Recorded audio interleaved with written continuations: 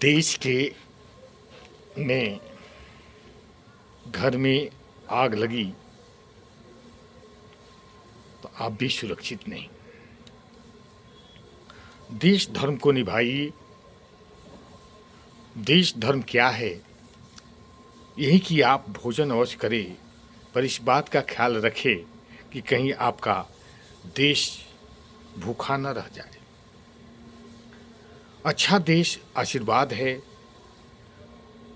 देश के साथ कभी बिगाड़ न करें, क्योंकि हम मित्रों के बिना तो जी सकते हैं, लेकिन देश के बिना, राज के बिना नहीं।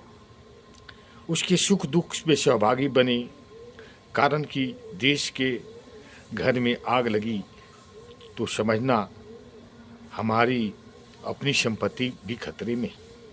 और हाँ, तुम आज देश के यहाँ नमकीन भेजते हो तो कल वहाँ से मिठाई आएगी।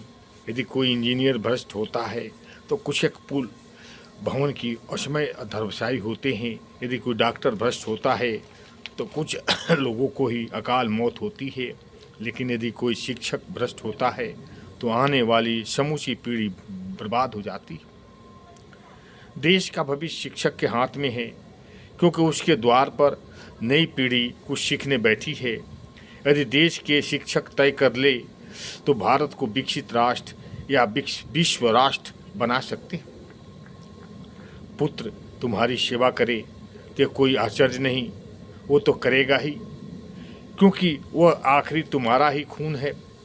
लेकिन यदि पुत्र बहुदूर सेवा करे तो आश्चर्य है, वो खून तो दूर खानदान तक के भी नहीं है, फिर भी सेवा कर रही है, तो निश्चय ही ये तुम्हारे किसी पुण्य जन्म का पुण्य फल है।